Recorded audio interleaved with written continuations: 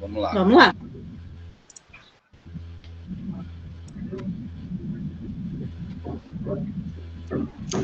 Boa tarde a todos, boa tarde a todas. Eu sou a professora Gesualda, da UFPR, e cumprimentando vocês nessa tarde de clima gostoso, ao menos aqui em Curitiba.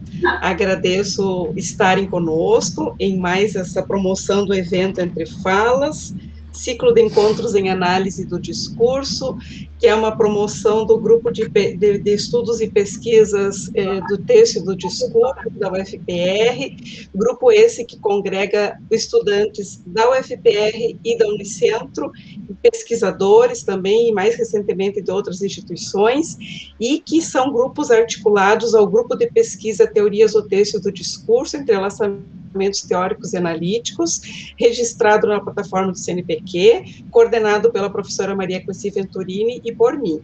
E hoje nós estamos recebendo com bastante alegria uma pesquisadora, além de renomada, muito querida, porque é nossa parceira de pesquisas de longa data.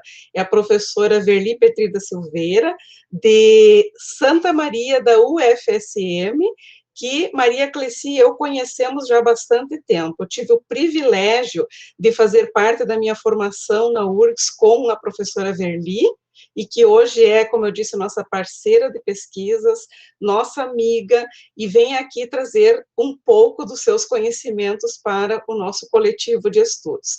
Passo a palavra para a Rafaela, que hoje vai ser uma das mediadoras, junto com José Carlos. Eles vão fazer a apresentação da nossa pesquisadora, da nossa convidada, e conduzir os trabalhos. Muito obrigada, Verli, muito obrigada a todos os participantes e ao pessoal aí dos coletivos de pesquisa. Então, boa tarde a todos e a todas. Eu acho que a professora Gesualda já falou um pouquinho sobre essa parceria que nós temos com a professora Verli, mas então, assim, é com muita alegria que damos continuidade ao encontro Entre Falas, ciclo de encontros em análise de discurso, organizado pelo Grupo de Pesquisa Texto e Discurso, UFPR e Unicentro. Eu me chamo Rafaela Kessler Kist, sou doutoranda pelo Programa de Pós-Graduação em Letras da UFPR, e quem irá mediar junto comigo a fala de hoje, como a professora Gesualda acabou de falar, então será o José Carlos Moreira, também doutorando pelo Programa de Pós-Graduação em Letras na UFPR. Então, a fala de hoje será feita por uma pessoa muito querida e especial para o nosso grupo, que nos presenteia de longa data e de outros encontros, com trocas de experiências, reflexões e também com muito afeto. A professora doutora Verli Petri é a nossa convidada de hoje e nos brindará com sua belíssima trajetória entre a análise de discurso e a história das ideias linguísticas, expondo sua homenagem à professora Ângela Vaz Leão, bem como suas reflexões acerca do dicionário regionalista gaúcho. Agradecemos à professora doutora Verli Petri, da UFSM, pelo aceite do convite para realizar sua fala, que, com certeza, fará dessa tarde um espaço para questionamentos, indagações e muita reflexão. Então, muito obrigada, sejam todos muito bem-vindos e bem-vindas, e passo agora a palavra para o José. Boa tarde a todos e a todas. É um prazer estar aqui com todos vocês, apesar do pesadelo dessa pandemia, do negacionismo e da necropolítica.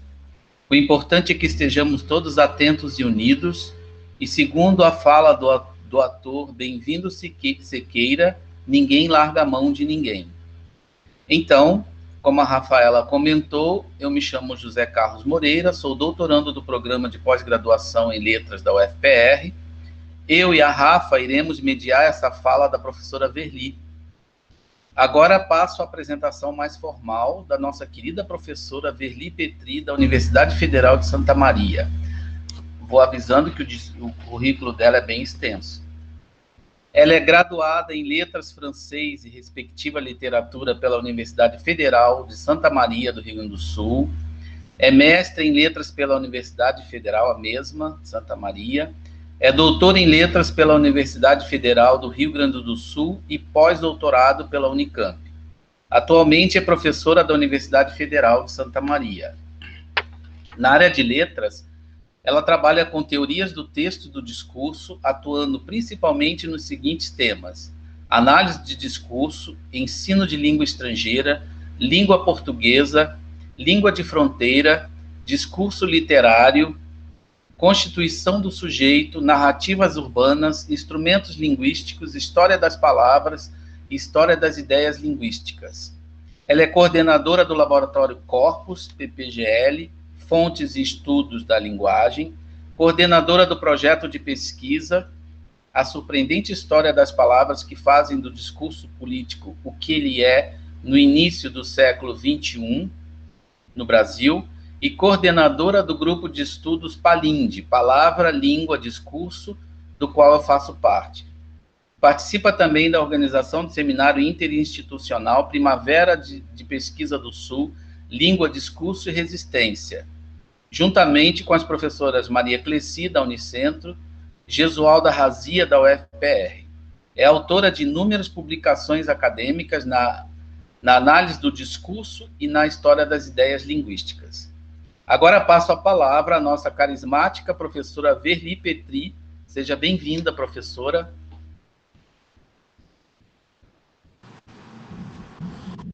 Obrigada, José. Obrigada a Rafa, a Gesualda, por palavras tão carinhosas, né, nessa introdução. Não sei se eu mereço tanto, mas se vocês dizem, eu acredito.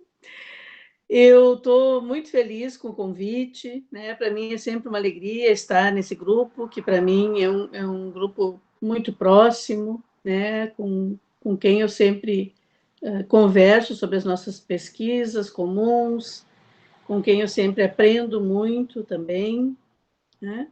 E quero cumprimentar, então, a todos, né? Dizer que espero que a gente tenha uma boa tarde de trabalho, né? Para quem está aqui no Google Meet, para quem está nos vendo no YouTube também.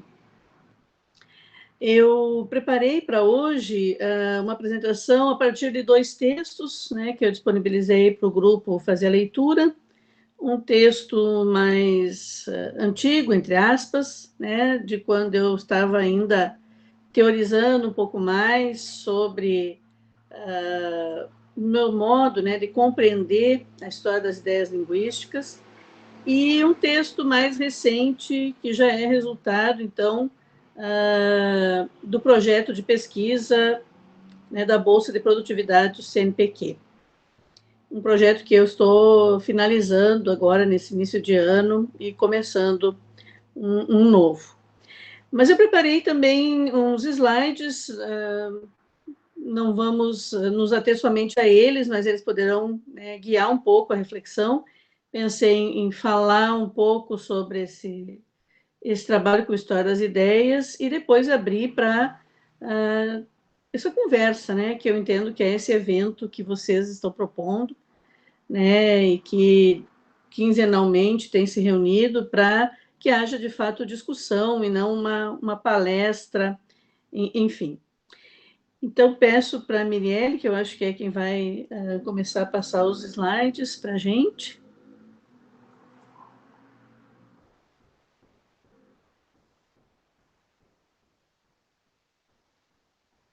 Eu vou acompanhar por aqui também. Eu não tinha dado um título, eu tinha um tema, né? Quando a Gesualda me convidou, a gente partiu da perspectiva de falar um pouco da história das ideias linguísticas. E então, para hoje, eu pensei num título, né? Pensei em delimitações e perspectivas, né? Para a gente delimitar um pouco esse campo teórico e analítico e pensar nas perspectivas de quem vai estudar a história das ideias nesse momento e a partir de agora, né? Pressupondo que a maioria de vocês trabalha com análise do discurso, mas não trabalha muito com história das ideias ou está iniciando os seus estudos. Então, não é uma fala embasada nos meus textos, mas ela vai realmente tocar pesquisadores que ainda são iniciantes nessa temática, né? Para mim, a história das ideias linguísticas chegou no início, né, do século XX, pelos trabalhos da Ine Orlandi, de toda a equipe dela, com aquele primeiro projeto que ela teve, né, com a França, ainda nos anos 90, para pensar a questão da história das ideias linguísticas, sobretudo, né, nas relações com Sylvain Auroux. Então, os textos dele continuam, né, reverberando muito fortemente entre nós, e a ele tantos outros se uniram, né, e vão fazendo eco e produzindo conhecimento a partir de lá. Então, podemos passar para o primeiro slide, depois do título, Mirielle. Quando a gente fala em história das ideias linguísticas, né, é um campo muito vasto que se abre, né? Nós podemos pensar em diferentes perspectivas, e mesmo dentro dessa perspectiva mais relacionada a esse grupo do Sylvain Auroux, com a França, e no Brasil, essas relações que existem na história das ideias com a análise do discurso e a semântica do acontecimento, ou as teorias da enunciação, porque há uma relação aí bastante estreita entre esses grupos, né, que trabalham. Mesmo dentro disso, ainda a gente pode fazer alguns recortes, por isso que eu estou mostrando para vocês um caminho possível. Foi o caminho que eu tomei, né? Que é pensar, por um lado, no processo de gramatização das línguas, e, por outro lado, pensar na produção de instrumentos linguísticos, né? Que é onde eu me foquei mais. Então, a primeira coisa que eu acho que precisa dizer é que gramatização é diferente de gramaticalização.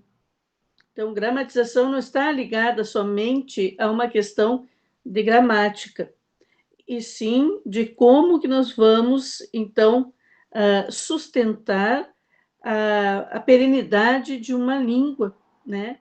A partir, então, dessa instrumentalização que se faz. Então, o processo de gramatização, na nossa compreensão, é um processo de nunca acabar, né? Um processo que, no momento em que tem início, ele está muito vinculado a questão da grafia, né? Depende muito dessa relação com a língua escrita, e depois de iniciado esse processo de gramatização de uma língua, ele nunca termina, porque a língua, né, está sempre se transformando, sempre constituindo novos vocábulos, novas formas sintáticas, novos modos de acontecimento. Então, se nós quisermos pensar hoje na língua portuguesa, ela é uma língua, né, em constante transformação. E quando a gente pensa em língua portuguesa do Brasil, né, mais especificamente, então a gente tem um recorte ainda maior. Então, pensar que talvez um processo de gramatização das línguas deixe, por um lado, muito claro esse constante esforço em documentar essa língua, por um lado, e, por outro lado, a não gramatização das línguas indígenas, por exemplo, como é o caso do Brasil, pode incorrer em processos de desaparecimento de uma língua. Porque quando nós dependemos apenas de falantes de uma língua que não é ainda uma língua escrita, né, tudo fica mais difícil. Então, a extinção de uma língua ágrafa é sempre um risco, principalmente para as línguas indígenas. Eu não vou trabalhar com esse ramo, com esse tema, dentro da história das ideias linguísticas, mas queria dar uma pincelada para vocês entenderem um pouco, talvez, por esse contraste entre línguas que passam pelo processo de gramatização e línguas ágrafas, de que problemática nós estamos falando efetivamente, né? Depois, partindo dos trabalhos do Sylvain Auroux, né, ele vai ligar a gramatização diretamente com a produção de instrumentos linguísticos. Então, ele diz que há dois instrumentos linguísticos que são basilares para a gramatização das línguas, que ele elege, então, a gramática e o dicionário. A gramática como essa estrutura descritível, né, da língua, essa normatividade, e o dicionário como esse compilar, né, de vocabulário e dos sentidos possíveis, dos sinônimos, das definições, das descrições fonéticas, formação de palavras, etc. e tal. Então, eu parto desse princípio, que existem esses dois pilares para o processo de gramatização de uma língua, mas durante a minha discussão, vocês devem ter visto no texto, e vai aparecer aqui também, esse leque de instrumentos linguísticos ele acaba se ampliando muito mais. Sobretudo, né, nesse século XXI, a gente vê essa abertura muito maior para outros instrumentos linguísticos, né?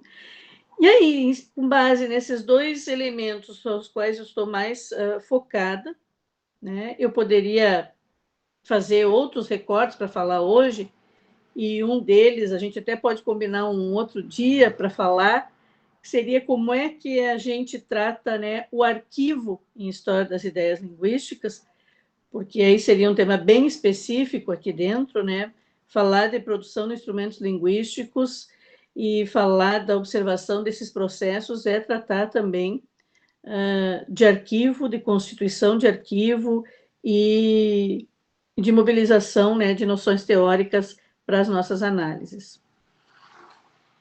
Então, a História das Ideias Linguísticas chega no Brasil nesse movimento, né, muito fortemente relacionado à análise de discurso francesa ou análise de discurso pechetiana. Então, nós temos também aí uma implicação muito grande com as noções teóricas e com os modos, né, de análise. Então, vocês vão me dizer, tá, mas então o Servan, Roux e Péchet têm ligações diretas? Não, não tem. Tem que haver um cuidado, inclusive, de como cada um trata, né, as questões da língua e dos próprios instrumentos linguísticos.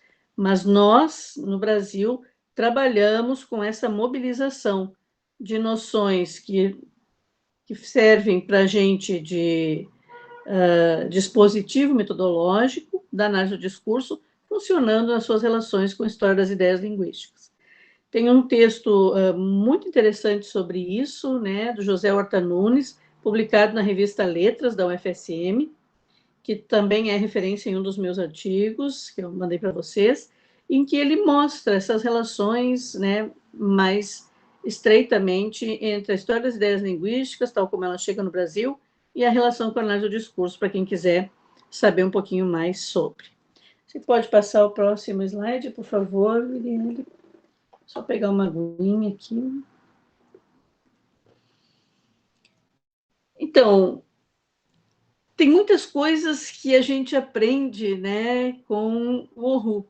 E acho que falar de história das ideias linguísticas também é falar sobre a provisoriedade da produção do conhecimento. Então, eu queria também, nesse início, mostrar para vocês o quanto ele me ensina sobre isso, né? E o quanto a gente precisa ter essa noção. Porque se a gente não pensar na provisoriedade da produção do conhecimento e na pequena contribuição que a gente pode dar para um projeto tão grande, tão grandioso como é o da História das Ideias Linguísticas, a gente vai ficar frustrado, né? Porque o projeto é muito grande, dá para fazer muita coisa em História das Ideias Linguísticas, e a nossa contribuição é pequena e é sempre, né, resultado de pesquisa provisório.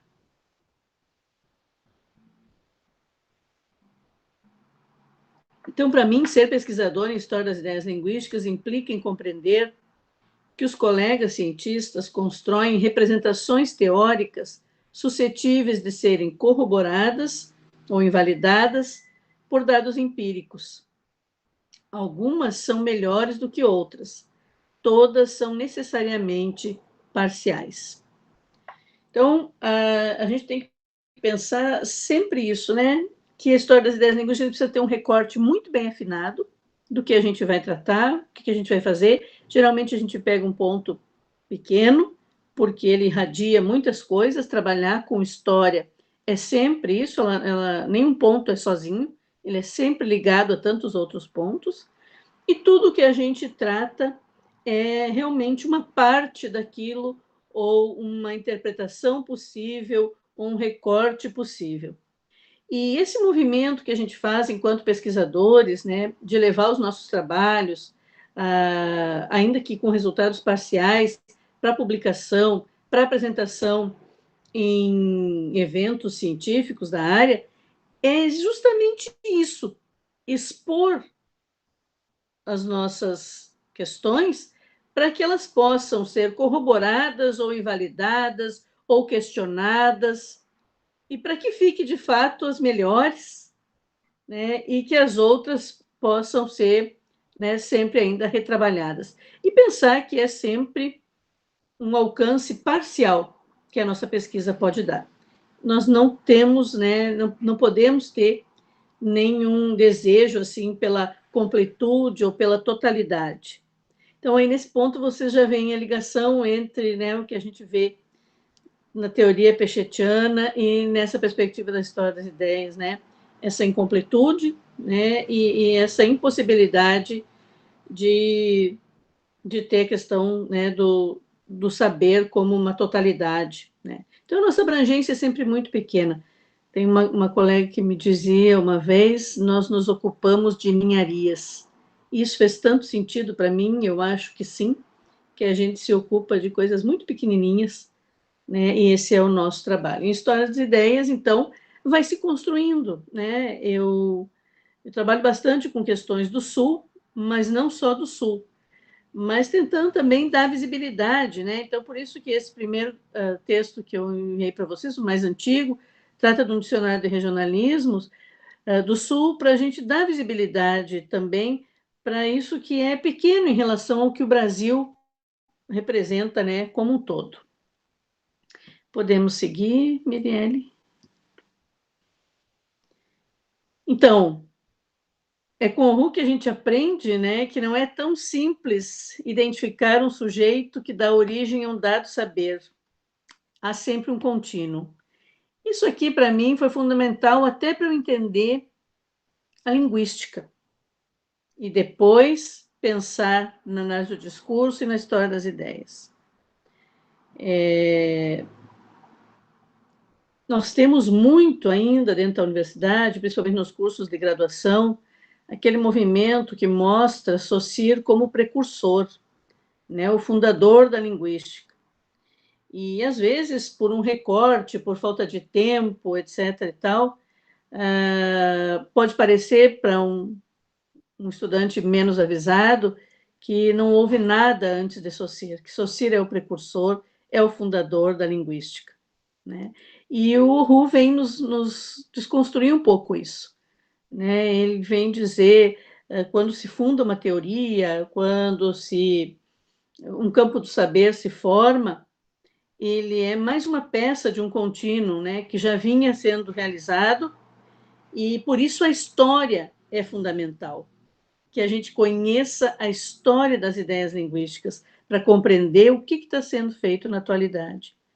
Então, ele desconstrói um pouco esse lugar, né, de fundador da linguística, né, de Saussure, e eu gosto também de pensar com os meus alunos sempre, né, que nós dizemos que a análise do discurso é uma teoria pechetiana, né, e Pechet é um nome sempre reconhecido nessa teoria, mas Pechet não fez isso sozinho, ele não pode assumir esse papel de precursor sozinho, ele mesmo mostra muito isso no trabalho dele, e tem a tese da Kelly Guasso, que foi defendida agora em fevereiro, que eu recomendo muitíssimo para vocês lerem. Ela trabalha no espaço de autoria e coautoria dos textos de Pechet. Até que ponto, né, Pechet deve muito da sua teoria aos seus interlocutores, aos que discutiam com ele as questões que depois vão aparecer nos textos, e os que elaboravam os textos com ele mesmo dentro dessa perspectiva. Então, Pechet também trabalha para pensar nesse corte continuado, quer dizer, essa sobreposição de paradigmas, né, que a gente vê às vezes, talvez esse corte não seja assim uma ruptura tão profunda, ela instaura um novo, mas jamais se pode negar o que foi feito até ali, né? Quer dizer, tudo que Pechet recupera nos trabalhos dele mostra para nós a importância da história das ideias linguísticas, né? Você vê Pechet trazendo Saussure, Chomsky, Benveniste, Jacobson. Por que ele traria isso se ele vai fazer funcionar uma teoria tão diferente? Né? Porque ele está dando lugar para essa história, está historicizando a própria teoria que ele está fundando. Então, não basta dizer que a análise do discurso compreende a língua na história, se a gente não fizer efetivamente esse movimento. Então, queria convidar vocês também a refletir sobre isso, quer dizer, história das ideias linguísticas é uma área, é uma linha de pesquisa que a gente pode seguir, mas será que fazer análise do discurso sem pensar nessa história é possível? Né? Que história é essa que a gente precisa compreender para poder mobilizar o que é a análise do discurso hoje? Pode seguir.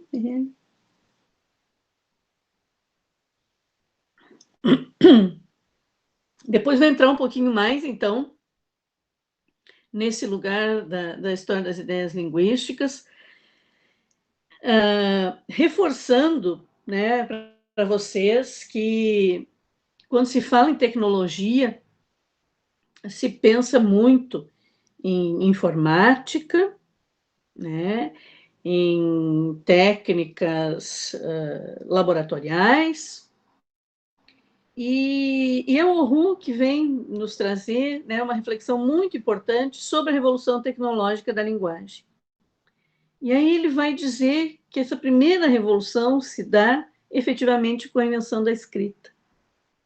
E quando a gente estuda, né, os períodos pré-históricos até a fundação da história, nós temos como um pilar, né, da fundação da história a invenção da escrita. Então, o homem é capaz de guardar a sua própria história, porque ele pode escrever a sua história.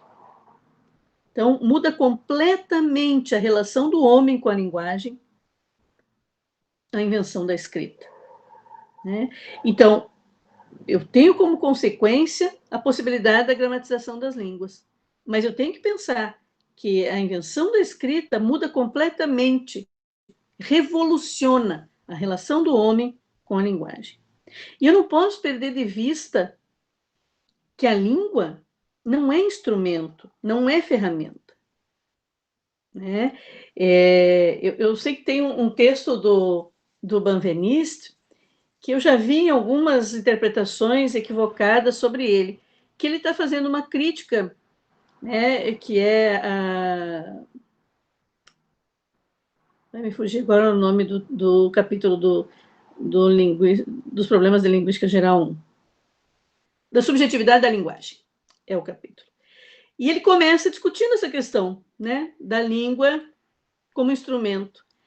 E quem lê só a primeira página acredita que ele está defendendo a língua como instrumento. E depois ele vai desconstruir essa ideia. E é muito interessante porque essa passagem nos ilustra muito bem o que é você imaginar que a língua poderia ser um instrumento. Mas se você pensar assim, então a língua não é uma característica humana. E, na verdade, ela é. Instrumento e ferramenta, então vai ser tudo aquilo que prolonga o gesto do homem. Então, nós temos a língua como uma característica nossa. E a escrita, o lápis, a caneta, o computador, como essas ferramentas, que podem prolongar o nosso gesto em relação à língua. E assim a gente poderia ver todas as outras ferramentas que o homem criou, desde a pedra lascada, pedra polida, etc. e tal. Como é que o homem pode desfrutar de uma comida feita no fogo? Porque ele produz uma ferramenta que é uma panela. Como é que ele pode cortar os seus alimentos, cortar madeira, cortar as outras coisas? Porque ele produz uma ferramenta. Então, língua é uma propriedade nossa e não uma ferramenta. Agora, quando nós vamos produzir um dicionário, nós vamos estar lançando mão de um instrumento. E, nesse caso, um instrumento linguístico. Então, os dicionários começam, né, com as listas de palavras, não havia ainda a definição, uma exemplificação, a classificação gramatical, mas havia um desejo do homem inicial de guardar as palavras para que elas não desaparecessem. Então, se nós temos a escrita, e nós temos milhares de palavras em cada língua, e essa língua está viva, está em movimento, será que nós vamos perder essas línguas no decorrer da história? Então, essas palavras vão ficando guardadas nessas listas. Isso vai se aprimorando e nós vamos ter os dicionários, as enciclopédias, que vão funcionar como instrumentos linguísticos, né?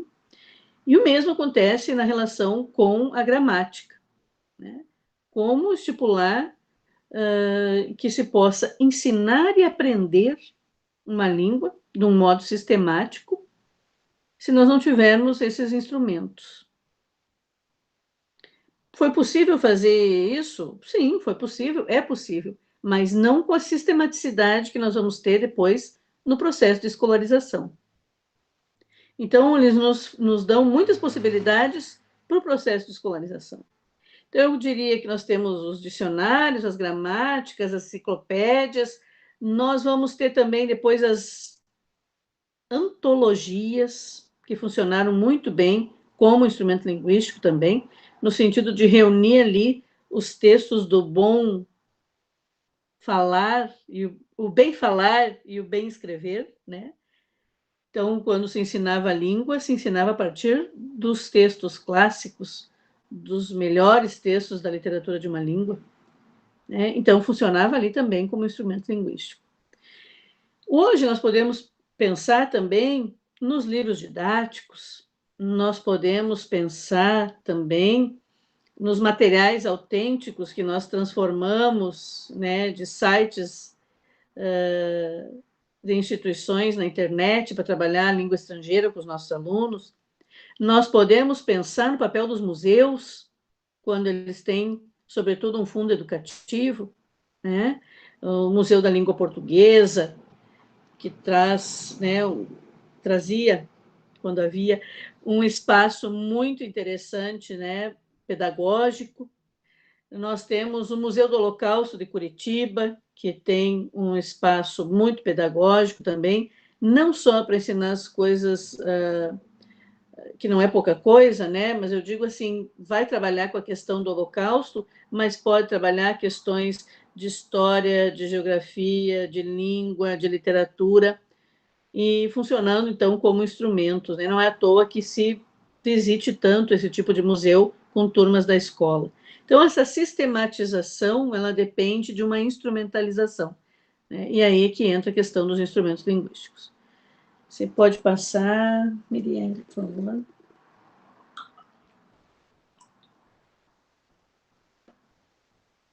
Então, a questão aí vai se direcionando, né, para a questão escolar, né? Pensar que essa instrumentalização promove esse ensino sistemático da língua e essa aprendizagem no ambiente escolar.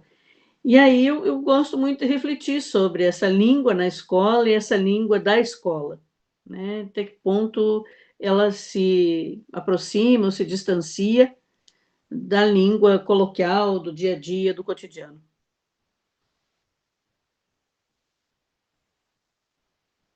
Então, eu estou pensando em trazer algumas perguntas para vocês, que logo que eu comecei a trabalhar com dicionários, foi uma pergunta que eu fiz para muitas escolas e para muitas professoras de português.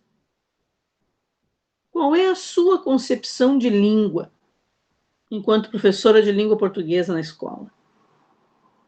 Essa pergunta em geral, ela é assustadora, porque ela é uma pergunta nossa, da academia, que estamos aqui estudando, né, nos dedicando à pesquisa e tal.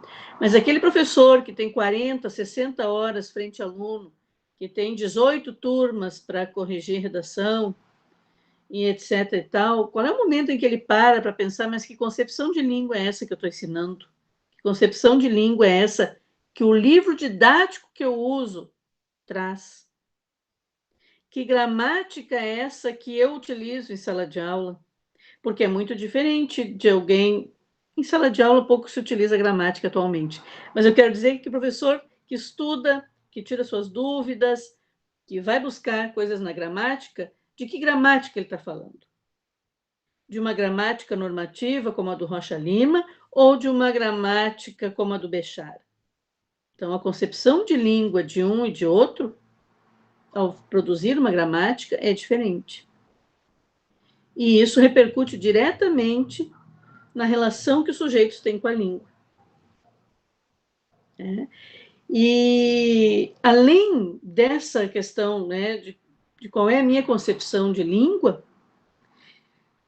ser um desafio para os professores, na maioria das vezes eles ainda levam um impacto muito grande da gente estar perguntando, quer dizer, o que a universidade quer saber? Por que a universidade está perguntando isso? Então, levo isso para vocês também quando vocês estão fazendo a pesquisa de vocês, de mestrado e doutorado, quando a gente faz entrevistas, né, sempre tem um imaginário de quem é o meu entrevistador. Então, algumas pessoas, algumas professoras respondiam assim: eu posso pensar um pouco, te responder depois? Aí a gente, sim, né?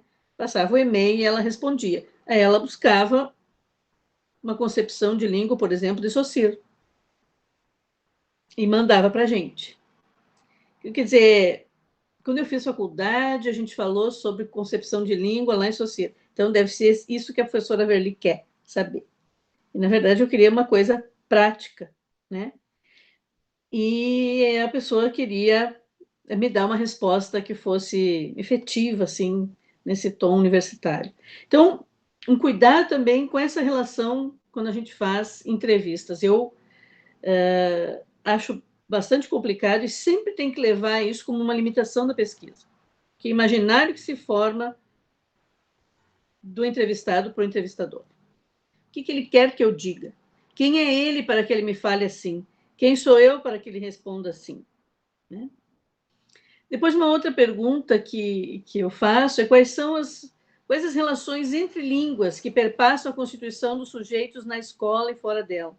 Porque nós trabalhamos, né, com uma perspectiva de língua nacional portuguesa, língua oficial portuguesa e língua materna portuguesa.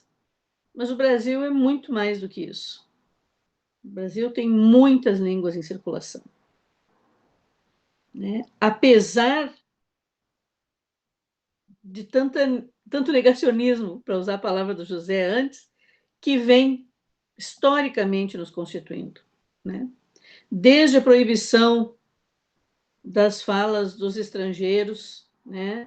Começa lá com os escravos e vem circular depois com os imigrantes, né? A política violentíssima de Getúlio Vargas, né? Tem texto da professora Ana Zando, mas muito interessante sobre isso, para quem quiser saber um pouco mais, né? E você, na escola, parece que não vê que todas essas línguas estão se atravessando aí.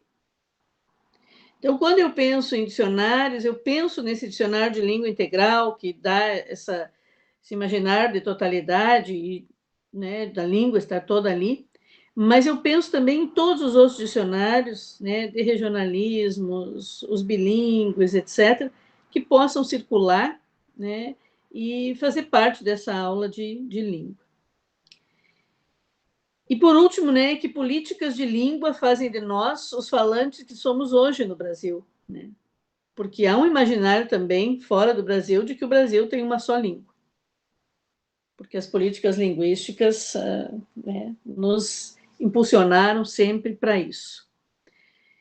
Então, essa tentativa de apagamento, né, essa essa coisa de não dar vazão para essas outras línguas.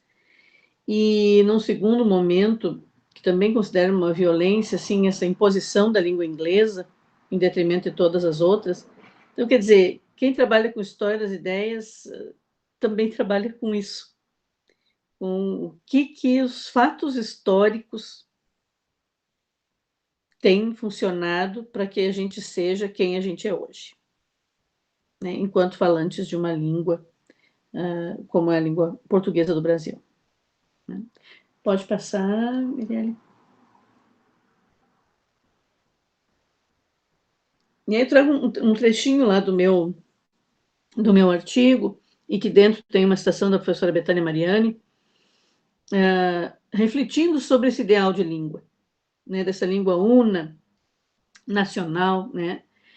Parece-me que aí se instala também a questão do preconceito linguístico, resultante de uma série de fatores, mas também resultante desse distanciamento entre o que está na gramática e no dicionário e o falar cotidiano. Então, nas escolas, cada vez menos se vê dicionários e gramáticas. Eu já tive contato com alunos que, durante o ensino fundamental e o médio, nunca viram uma gramática.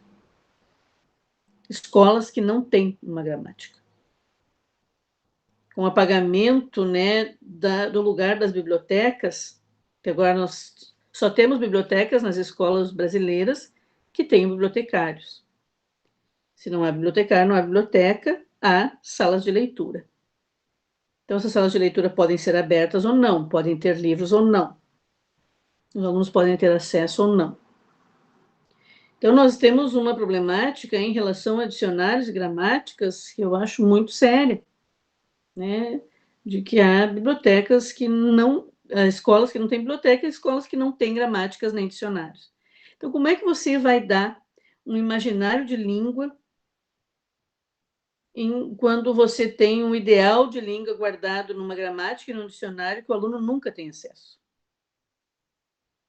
Então, que história nós temos nas nossas relações com gramática e dicionário, que os primeiros foram produzidos em Portugal e vinham funcionar aqui, até que nós nos apossássemos dessa ferramenta e que passássemos a produzir os nossos próprios dicionários e gramáticas, e isso é recente, pensando na história da humanidade, porque nós temos isso a partir do século XX, né? E agora, em pleno século XXI, talvez a gente tenha, assim, meio que esse desaparecimento das bibliotecas. E daí, a partir da pesquisa da professora Betânia Mariani, ela vai dizer, essa língua nacional ensinada na escola, preconizada como correta, pouco ou quase nada tem a ver com o modo como muitos e muitos brasileiros falam a língua. E nesse texto que a professora Betânia Mariani conta, né, a experiência dela entrevistando o pessoal da Rocinha e tal, falando sobre a língua inglesa, e aí as pessoas dizem, não, inglês não, eu não sei falar nem português. E ela diz, tá, mas então que língua você está falando se você não sabe falar português? Diz, não, aquele português correto a gente não sabe aqui. Então, dizer, que língua é essa que eu acesso?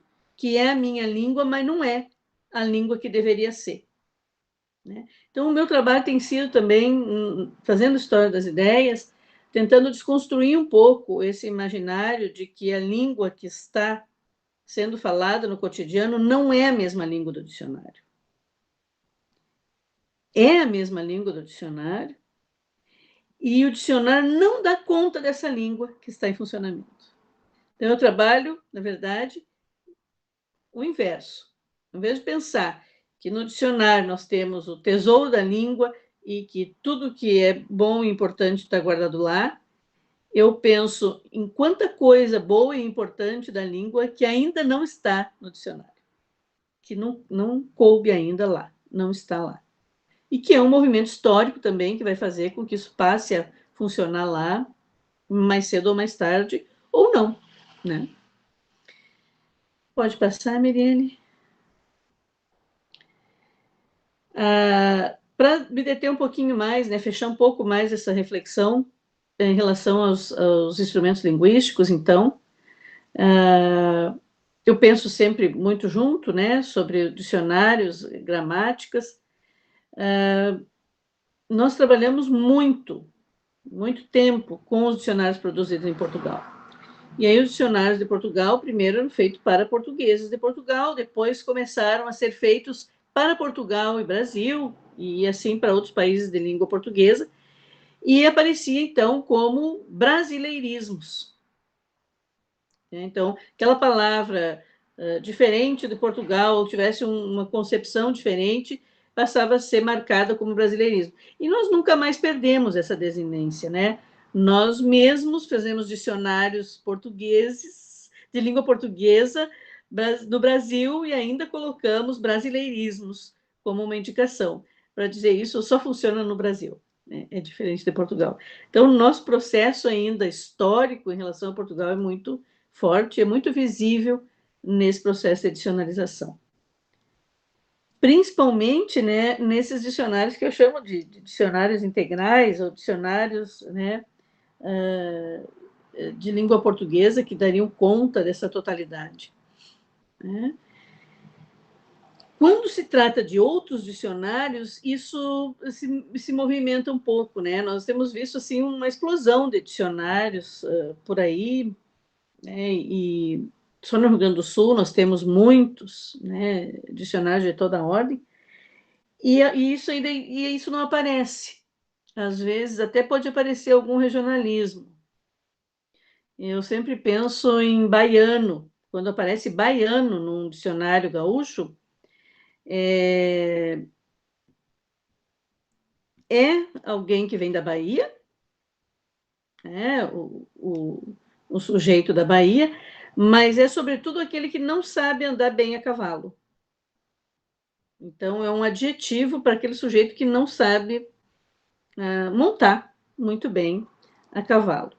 Então, você tem aí dentro do Brasil uma língua que é a portuguesa do Brasil e que ainda tem regionalismos dentro dos brasileirismos, né, que nós teríamos que ver. Então, esses outros dicionários, eu vejo que eles deveriam ser explorados também, né, e tento mostrar isso um pouco, de como essas partes da língua vão sendo guardadas em outros instrumentos linguísticos, que não só nesse dicionário Aurélio, ou Ais, ou etc. E tal, né? Quero falar um pouquinho rapidamente ainda das gramáticas também, né? Há uma relação assim muito forte com dicionários também, né? Mas com gramáticas houve uma relação muito forte com as políticas de língua, né?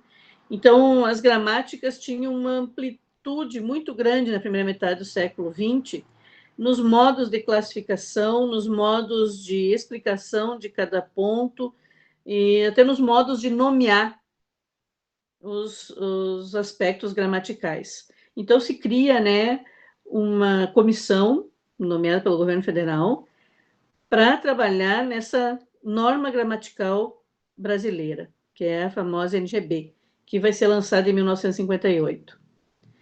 E ali, então, fica prescrito, né, como é que tem que ser as gramáticas.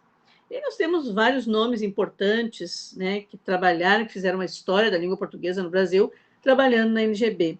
Mas um nome que eu gosto de destacar é o do Rocha Lima, né, grande normativista da nossa língua, era catedrático, né, do Pedro II, e trabalhou nisso. E depois de lançada a NGB, ele lança suas gramáticas, dizendo no que ele segue a NGB e no que ele não segue. Então, mesmo tendo ele trabalhado nessa normativa, ainda há espaço para heterogeneidade. Então, conhecer um pouco dessa história faz também a gente observar, né, como é que isso funciona dentro da história das ideias linguísticas, como é que isso intervém no que nós temos como gramática hoje. Quem quiser saber mais sobre essa temática, né, tem o trabalho do professor Lauro Baldini, né, que trata especificamente, dentro da história das ideias, com a questão da NGB e da história das gramáticas, né? E depois aquilo que eu vinha dizendo antes, as gramáticas perdem o seu lugar no ensino da língua, para pontos gramaticais distribuídos de uma forma muito facilitadora nos livros didáticos. Então, que importância vai ter a gramática, né? E eu penso, sobretudo, nessa segunda metade do século XX, que ainda nós não tínhamos tudo que nós temos na internet hoje, quando havia essa dúvida entre ensinar gramática, filologia ou linguística nos cursos de letras, por exemplo. E depois que professores saíam formados daí para trabalhar nas escolas. Quando é que entra a questão da produção textual? Né? Então, uma coisa que eu quero mostrar também para vocês hoje é que os nossos trabalhos de pesquisa, quando eles envolvem história das ideias, eles não são trabalhos para ficar guardados numa prateleira da universidade. Eles intervêm de maneira direta com o que vai ser feito em sociedade depois. Porque tudo que eu estudo, tudo que eu pesquiso, de algum modo vai intervir nas aulas que eu dou na universidade. E eu formo professores de português. Então, talvez eles não tenham lido todas as teses que eu já fui banca, mas por meu intermédio eles vão ter acesso a muitos saberes das coisas que eu li. E vou dando, de qualquer forma, consciência de como é que essa história funciona. Pode passar. Mirielle. Como isso funciona e como isso tem um impacto, né, direto também na questão escolar. Eu não quero me deter muito mais do que 1 hora, já estou quase chegando no meu tempo, depois quero abrir para a discussão. Um outro ponto que para mim foi fundamental para entender a questão dos instrumentos linguísticos é que eles funcionam em redes.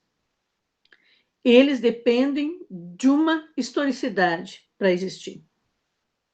Então, as gramáticas se relacionam entre si, ou seja, num aspecto de continuidade, ou seja, num aspecto de contraposição, e os dicionários mais ainda.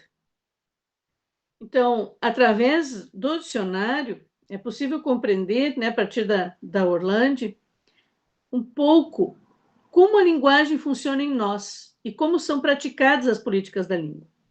Os sentidos nunca estão soltos, desligados e circulando livremente.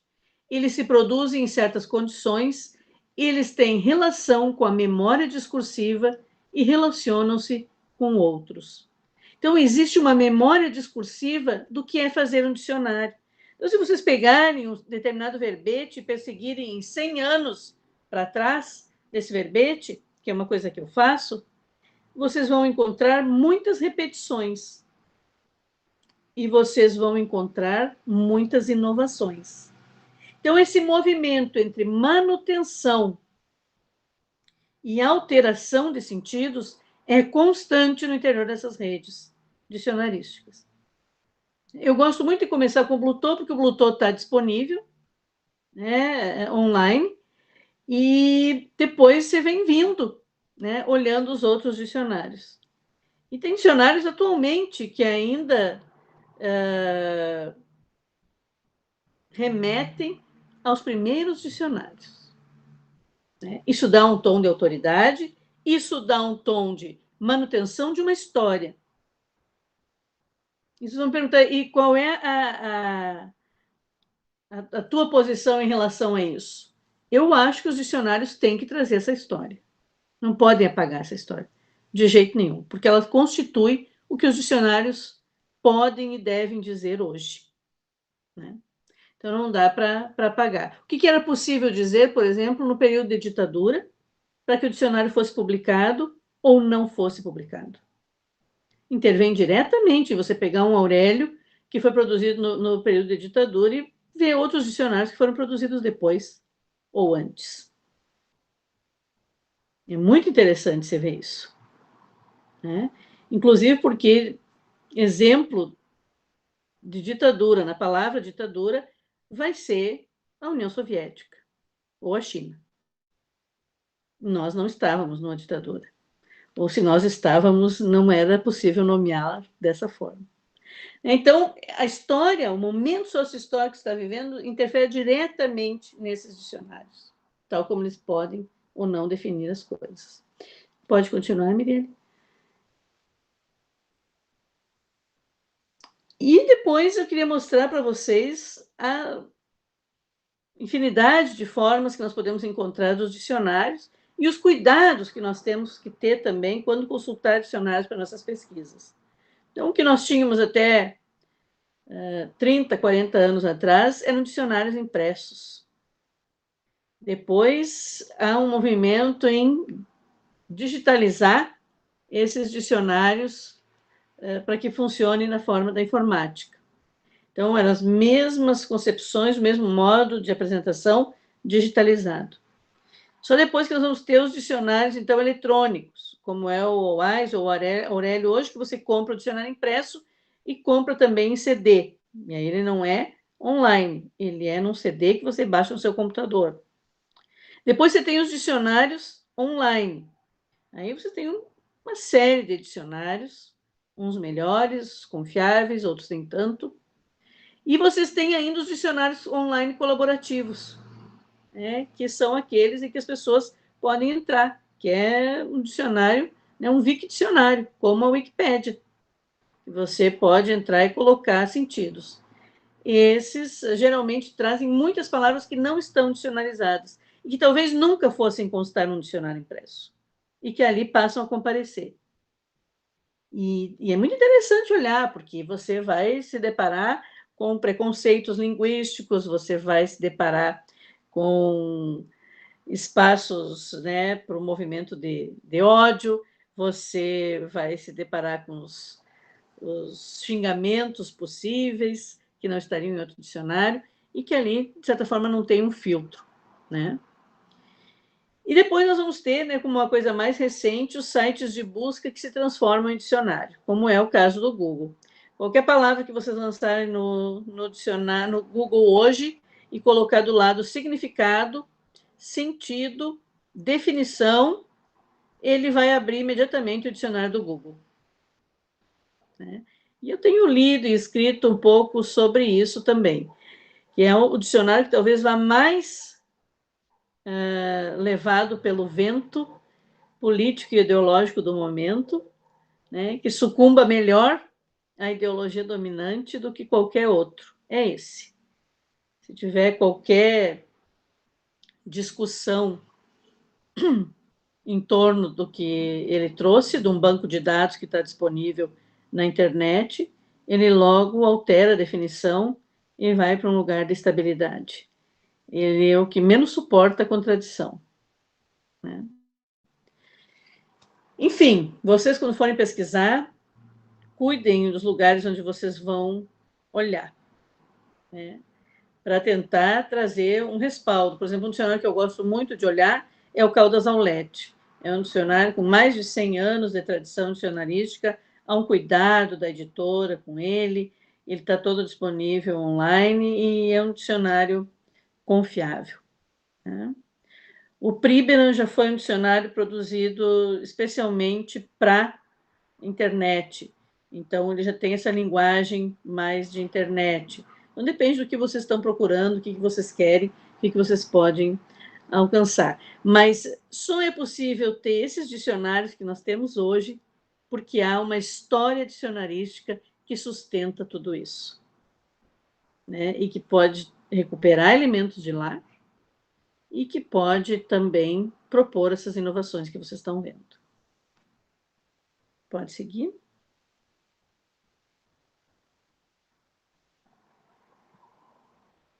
Para falar um pouco, desse meu tempo presente, já indo mais para esse segundo texto que eu propus para vocês, de leitura, Eu estudo dicionários desde 2005. Em 2006 saiu a tese do José Horta Nunes sobre os dicionários do Brasil. Foi um grande achado assim para mim. Eu não sabia que ele estava fazendo essa tese. Eu também não era assim essa expertise em internet que eu sou hoje.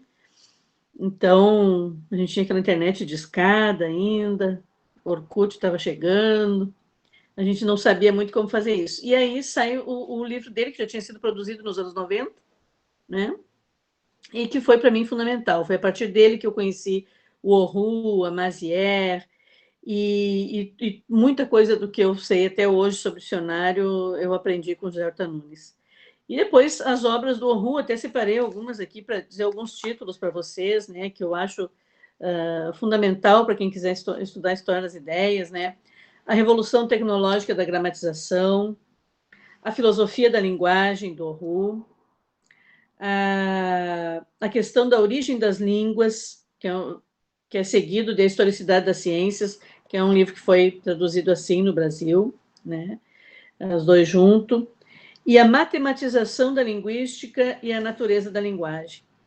E tem muitos outros artigos publicados, né, na internet, em português e em francês, que vocês podem localizar do Orhu. A Francine Mazière tem, né, vários estudos em História das Ideias e tem também um livro com o Collinot, né, o dicionário, um prêt-à-parler, em vez de ser um prêt-à-porter, é um prêt-à-parler, né, que é pronto para falar, para funcionar. Eu acho que existe um projeto lá na Unicamp de traduzir esse livro, seria interessantíssimo, né? Depois também os trabalhos da Orlando em História das Ideias, em geral, e mais em específico, né, sobre o dicionário no Língua e Conhecimento Linguístico, que é aquele livro dela, de 2002, né, a minha edição, em que ela tem, né, uma parte bem interessante ali sobre dicionários. E a Vanise Medeiros, que é uma colega, né, muito querida, com quem eu tenho trabalhado bastante, tenho textos em coautoria publicados com ela, que se ocupa também de lista de palavra, glossário, vocabulário, né, e que é uma pessoa que dialoga muito com a gente. Eu estou falando mais especificamente na questão de dicionários, José Carlos. Por isso não citei o Eduardo Guimarães, mas em História das Ideias ele é um grande mestre, inclusive nessa relação com a gramatização da língua portuguesa, né? Ele faz uma periodização da gramatização da língua portuguesa, né? E da história das políticas de língua também, da língua portuguesa, que são fundamentais, sem dúvida, né? Por isso que eu disse, a História das Ideias, ela pode ter vários recortes, né? Por exemplo, podíamos citar aqui também a professora Cláudia Pfeiffer, ela trabalha mais com a questão da língua e a escolarização. Então, são muitos profissionais trabalhando com História das Ideias. A própria professora Ana Zandvas, né, trabalha muito com isso, mas é um trabalho, né, que aí seria num outro recorte, que não é exatamente o meu. E eu me dediquei mais à história das palavras, né, nos últimos anos, e com esse projeto do CNPq, que a Rafa citou no início, né, no qual estou fazendo agora o relatório final. Nesse projeto eu me dediquei às palavras que estavam em circulação mais assim no discurso político, nesses últimos 100 anos, né, de dicionarização, para ver como eles funcionam no dicionário e fora do dicionário. Pode seguir. Por favor, Mirielle. E como é que essa história das ideias, essa história das palavras vão produzindo, né, uma relação? A gente pode remontar a invenção da escrita para tomar esse lugar histórico, mas a gente nunca pode ir tão longe. A gente tem que sempre fazer um recorte, porque a gente nunca vai chegar na origem, né, da história das línguas. Então, ter sempre que a gente vai eleger um ponto fundador, né? Que a gente diz, olha, eu vou só até aqui. E mais do que isso, não vou dar conta, né? Então, pensar também que História das Ideias Linguísticas é um ramo, né, que tem muitos desdobramentos. Então, História das Ideias se tem feito em muitos lugares do mundo e em outras áreas, né? Uma das áreas que eu tenho notícia que tem feito História das Ideias Matemáticas, que eu acho fascinante, porque a gente tem um imaginário de que em matemática tudo são exatas, e na verdade não são. Não é assim, e a História das Ideias nos dá um pouco a conhecer disso. E um cuidado também que a gente tem de fazer História das Ideias Linguísticas sem tomar esse lugar do historiador, Então, quer dizer, se nós somos historiadores amadores, né? Porque nós nos ocupamos muito mais do nosso objeto do que de uma metodologia própria da história. Então, é a nossa relação com os arquivos que vai sendo construída que produz uma metodologia, né?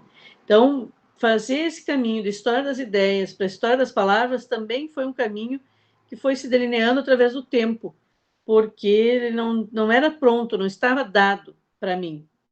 Eu fui fazendo recortes, até que um dia, nesse encontro que eu tive com o livro da professora Ângela Vaz Leão, lá de Minas, eu me descobri nessa história das palavras. Eu pensei, mas é isso que eu quero fazer, é disso que eu quero falar, e eu não sabia como nomear, mas é disso que eu estou falando. Então, às vezes, a gente está fazendo e não sabe exatamente, né, ainda, não dá conta desse conjunto de coisas. Então, se vocês estiverem escrevendo a dissertação, a tese, não tiverem muita certeza do que vocês estão fazendo, isso é normal. Às vezes, a gente só se depara com o que fez quando a coisa está mais organizada. Quando a gente está muito imbuído dentro daquele processo, às vezes a gente está fazendo as partes, compondo a metodologia, e depois é que a gente vai ter essa visada do todo, né? Num segundo momento. Pode passar, Miriam? Uma possível metodologia, então, né, que eu fui estabelecendo para mim. Olhar as relações entre diferentes dicionários, criou para mim uma visada assim, geral do que os dicionários comportam. As relações entre as obras produzidas ou publicadas nos mesmos momentos históricos, em diferentes momentos históricos, me deu condição também de caracterizar melhor os dicionários, do que se está falando, para onde se vai, né? E a observação das redes que os dicionários estabelecem, seja numa obediência a uma ordem cronológica, seja uma outra ordem, porque essas redes vão mostrando, né, o que se repete e o que se altera no decorrer do tempo. Sempre, então, para mim, uma relação muito forte com a história. Constituir essas metodologias tem sido, para mim, uma relação com a história, né, muito constante. Pode passar, Miriam. A observação das redes, então, que se estabelecem também no interior de cada dicionário. Então, o que o dicionário apresenta no seu prefácio, apresentação, etc. e tal, e o que ele faz, de fato, no interior do seu dicionário. As relações que existem entre os prefácios e os verbetes. Cumpre-se exatamente o que está proposto lá? Não se cumpre? Como é que essa linguagem vai sendo trabalhada? E as relações entre verbetes, que eu acho que são muito interessantes, e é o que eu tenho me dedicado mais recentemente, que são os efeitos de sinonímia e os recursos da remissão. Como é que um verbete apresenta uma definição e apresenta outros verbetes para remissão? Remetem a gente a outras consultas, né? Então, a alternativa de metodologia que explicita esse processo de produção de sentido pelo movimento palavra puxa palavra, que foi nomeado assim pela Marisa Vieira e que eu tenho desenvolvido um pouco mais nos últimos anos, né? Que é o que vocês encontraram lá no segundo texto mais explicadinho. Pode passar, Miriam? Essas relações que eu já adiantei um pouquinho antes, né? Que as nossas práticas de ensino na formação de professores trazem muito do que nós fizemos na pesquisa, por isso que é tão importante o professor de ensino superior ter mestrado e doutorado e estar sempre na relação com as pesquisas, né, para fazer ressoar isso também nas suas aulas. Por isso que existem os pós-doutorados também, para a gente poder, né, oxigenar mais as nossas práticas. Então, eu não vejo esse desligamento entre pesquisa e ensino, mas também não vejo essa ligação direta, quer dizer, tem que mandar os alunos da graduação ler a tese da fulana. Não, não é isso que eu estou falando. É de um outro lugar que eu estou falando. E como é que isso vai respaldar depois nas escolas? E esse movimento que eu faço com dicionários e gramáticas na sala de aula da graduação, eu já vejo resultados nas escolas. E isso é muito legal. Estamos cada vez mais atentos, né, às histórias que as palavras carregam em si mesmas e prestamos mais atenção nas relações que se estabelecem com as outras palavras. E esse despertar no professor de língua portuguesa é muito interessante, que ele leva isso para a sala de aula e os alunos nos surpreendem inteiramente, né, com tantas coisas que eles também veem. Hoje se fala muito, né, nessa linguística popular ou nessa linguística, né, não acadêmica, mas eu acho que isso sempre existiu e ainda vai existir quando a gente despertar os nossos alunos a refletir sobre as questões de língua, né, porque eles também são, né, movidos por essa língua que eles constituem e que os constituem. Pode seguir.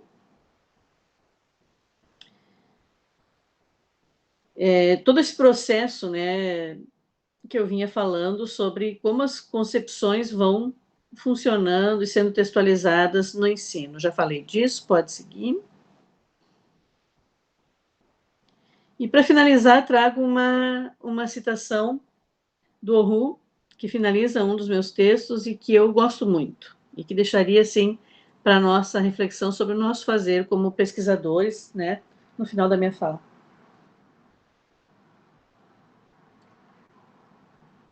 Porque é limitado, o ato de saber possui, por definição, uma espessura temporal, um horizonte de retrospecção, assim como um horizonte de projeção. O saber, as instâncias que o fazem trabalhar, não destrói seu passado, como se crê erroneamente com frequência. Ele o organiza, o escolhe, o esquece, o imagina ou o idealiza, do mesmo modo que antecipa seu futuro, sonhando enquanto o constrói. Sem memória e sem projeto, simplesmente não há saber. Então, essa coisa tão difícil que nós estamos sempre exigindo dos nossos alunos, que é: qual é o teu projeto? É ele que garante que haja alguma coisa na produção do saber. Por mais que a gente não desenvolva o projeto como a gente pensou, a gente tem um projeto a partir do qual as mudanças podem ser feitas. E esse projeto pressupõe uma memória. Outros trabalhos que vieram antes, outros projetos, outros autores que nos sustentam, que nos autorizam a dizer o que nós vamos dizer no futuro. Então, essa relação com a história, para produzir conhecimento e estudos da linguagem, tem que conhecer um pouco dessa história, dos estudos da linguagem. E tem que ter um projeto, né, do que a gente quer pesquisar. Gente, muito obrigada, era isso. Passei um pouquinho do tempo que eu queria. Muito obrigada, professora Verli, então, por essas belíssimas palavras, né, e com certeza nos trarão muitas reflexões, principalmente pensando em nós, né, professores e professoras de língua portuguesa, e em questionar essas evidências, né, no ensino da língua portuguesa, né, que língua portuguesa, que língua é essa, que língua, né, nós falamos. Então, só lembrando que nós temos no Meet o grupo do GPTD, e há também muitas pessoas assistindo pelo YouTube, e nós gostaríamos de agradecer, então, a presença de todos. Então, nós temos ali no YouTube o Palinde, o Label, tem o pessoal da Unicamp também, e nós vamos abrir agora, então, para as discussões. Nós vamos começar pelo Meet. O José, gostaria de começar, José, então? Sim. Professora Verli, eu gostaria de comentar essa sua fala final. Eu achei muito interessante quando você diz que o saber e as instâncias que fazem trabalhar. Isso tudo que gira em torno do saber, que muitas vezes é desprezado, que muitas vezes não é considerado, e que move esse saber, e não pode ser desprezado, não pode ser desconsiderado, né? É muito interessante isso, né? Essas instâncias que trabalham o saber. Eu gostaria de começar, professora, com uma questão minha, e depois eu vou passar para o Meet, que tem várias observações ali, comentários e tem perguntas, tá bom? Então, a minha questão é, professora Verli, em termos de dicionário, enquanto instrumento linguístico, e pensando no que Dona Ângela, no texto História de Palavras, diz a respeito da metodologia Palavra Puxa Palavra, Silva 2003, em relação à conceituação com o objetivo de explicitar os funcionamentos que tal palavra ganha na atualidade. O que poderíamos dizer sobre os novos termos que estão aparecendo com essa pandemia, como, por exemplo, confinamento, lockdown, quarentena, achatar a curva, EPI, distanciamento social, em termos de produção de sentidos que engendram essas palavras e suas condições de produção e a historicidade que lhes constitui? Acho que tem duas coisas aí, assim, esse preâmbulo que você faz na sua questão é um pouco diferente do que depois você vai perguntar. Nesse preâmbulo aparece o seguinte: a Dona Ângela escreve o livro História de Palavras nos anos 60, e a palavra conceituação não está no dicionário, em nenhum dicionário. Então, ela define conceituação da perspectiva científica que ela trabalha. Ela é uma das primeiras consultoras, se não a primeira, do CNPq, lá nos anos 50, 60. Então, o que se pensava em pesquisa em letras? Ela cita até na entrevista dela, a gente recebia 60 projetos e dava ok para 3, que era o recurso que tinha para o CNPq. Né? E, nesse momento histórico, então, historicamente, não se falava em conceituação. E depois, quando ela reedita o livro, 50 anos depois, gente, olha que sonho, você viver 50 anos de pesquisa, né? Poder reeditar teu próprio livro 50 anos depois. Isso é para poucos, né, gente? Isso é uma delícia. E ela vai, então, já aproveitar o que existe sobre conceituação. Então, ela mostra que, historicamente, há uma transformação em dizer conceituação nos anos 60 e dizer conceituação depois no início do século XXI. Né? E aí tem esse movimento e a história trabalha fortemente nessa produção de sentidos. Isso é uma questão, que seria o teu preâmbulo aí. Depois, a tua pergunta sobre as palavras, os sentidos que ela vai sendo atribuído a elas na pandemia, eu acho que existe uma outra questão que se coloca, que é o seguinte: são palavras já dicionarizadas, mas elas advêm de um outro campo semântico para funcionar no campo semântico da pandemia. Então, por exemplo, achei muito importante trazer confinamento, uma palavra sobre a qual eu reflito já sobre isso. Quer dizer, eu fui criada numa zona rural e confinamento é uma palavra muito usada na zona rural. Quer dizer, aquele boi que é criado no brete não caminha para não perder peso e nem criar muito músculo. Então, ele tem uma carne macia, está fechadinho num brete, só ganhando comida e água o dia inteiro ali, engordando rapidamente. Os frangos que vocês comem todo dia, eles são resultado de confinamento. Eles também não têm espaço para caminhar, eles ficam fechados, bem apertadinhos, num galpão, para só engordar e crescer rapidamente. 45 dias, está pronto um franguinho para vocês comerem. Então, o que você tem aí? Confinamento funcionando num campo semântico bem específico da produção animal rural. E aí, de repente, de lá vem esse funcionamento trazendo para a gente. Então, quer dizer, que sentidos são recuperados do confinamento desse campo semântico e que sentidos são alterados nesse campo semântico? Então, em primeiro lugar, já são animais racionais que têm que ficar em confinamento. Já muda aí o objeto do confinamento. Né? Já não é mais animais de produção. Né? E depois você pode fazer outras recuperações. Por exemplo, se nós ficamos confinados, não fizemos exercício físico, nós também vamos engordar? Não sei. Quantas outras coisas vão entrando aí? Por isso que é tão importante a gente retomar esse vocabulário, né? E o José abre agora um espaço para eu falar do meu projeto atual do CNPq, que é fazer um vocabulário online vocabulário temático sobre essas palavras na pandemia, né?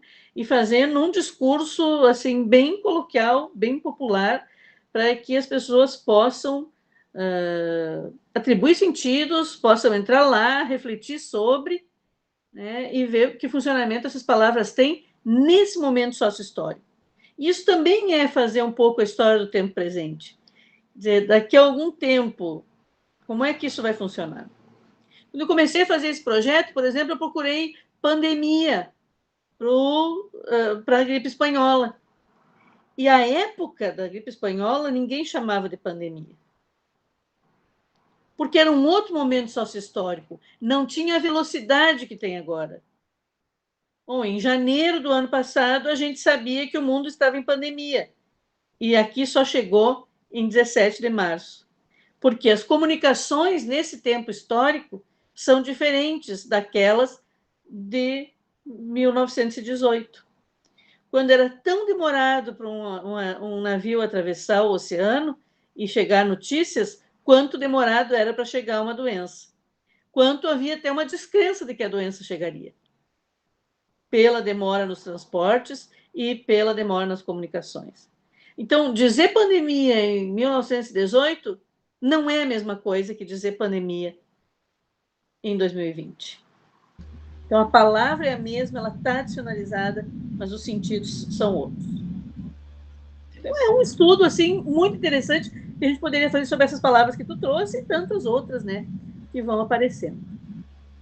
A palavra quarentena também, né? Ela também toma um sentido nessa pandemia. Professora, então aqui temos o comentário começando pela professora Gesualda. Então ela diz, é isso mesmo, Verli, esse espírito da tarde, uma conversa, né? Então estamos tendo uma conversa. Depois ela vai dizer, saber disso traz uma certa tranquilidade diante da imensidão de coisas que a gente vislumbra neste campo de pesquisa, né? Então ela está falando aqui da amplitude da história das ideias linguísticas, né? Que nos traz essa imensidão de coisas para refletir. E a tranquilidade que dá a pensar que a gente pode fazer o nosso quinhão, né? A nossa partezinha, o nosso recorte, isso que dá tranquilidade, que a gente não tem que pegar tudo. E quem pega tudo não faz nada, né, gente? Isso é uma outra coisa. O Adilson vai dizer que lindo e poético, então, quando você estava falando justamente da explicação da história das ideias, né? O professor José Carlos colocou os instrumentos linguísticos são bem abrangentes, desde livros didáticos, então, porque geralmente a gente tem essa noção, no geral, né? Livro didático e dicionário, né? Ou gramática e dicionário, mas é bem mais amplo isso, né? E inclui aí as novas tecnologias, isso que compõe a riqueza da gramatização, dicionarização. Uhum. A Gesualda comenta depois, por isso que também há resistências até para responder, para participar de pesquisa desse tipo. Ela se referia à questão da língua portuguesa, né? Das entrevistas, na verdade. As pessoas resistem para responder as entrevistas, né? É difícil mesmo. Dizendo que não sabe português e tal.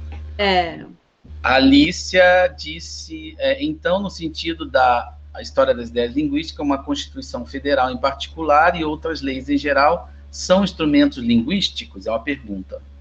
Eu acho que são instrumentos jurídicos, Lícia. E eu não vejo alguém ensinando português a partir da Constituição. Não seria impossível, mas ele é pensado como um instrumento jurídico, ele prolonga o gesto dos juristas, né? Ele garante o gesto do jurista. Acho que por aí que entraria. Depois eu comento o negacionismo acompanhado do silenciamento, apagamento, um cala-boca da história na construção da língua. Só fica o que interessa, concordo. Interessa para constituir uma nação, o nacionalismo, a língua nacional, a língua oficial. É um cala-boca para que só fique aquilo que interessa para quem está dominando. juridicamente. Uhum. Alicia, e quando tem acesso, muitas vezes não compreende. Eu acredito que ela esteja falando aqui do português, né? A Rafaela vai depois comenta sobre que está aberto para perguntas, e a Alicia comenta: o baianês é famoso. O dicionário de baianês foi lançado há 28 anos e trata do falar namoradeiro do povo da Bahia.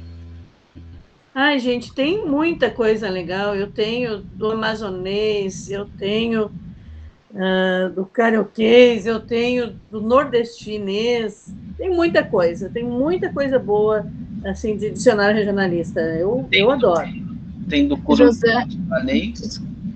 José, desculpa eu te interromper um pouquinho, é que como o nosso tempo está já meio que no limite, nós temos uma pergunta aqui no YouTube também, que é do Cleves Lima. Eu vou ler aqui a pergunta do Cleves e depois a Mirielle também gostaria de fazer uma pergunta para a professora Verli.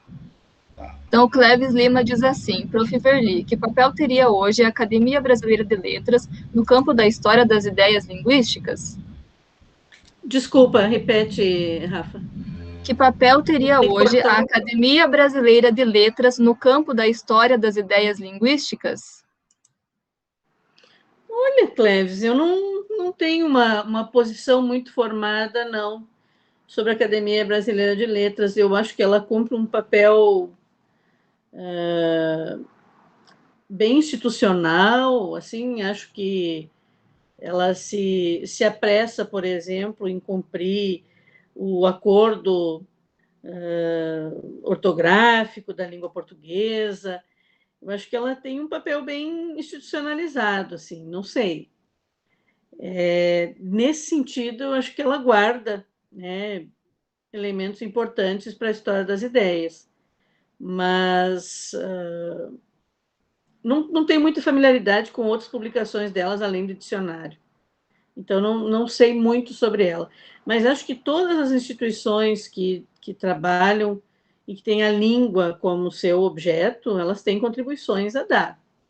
Acho que merece ter um olhar aí para a Academia Brasileira de Letras, com certeza.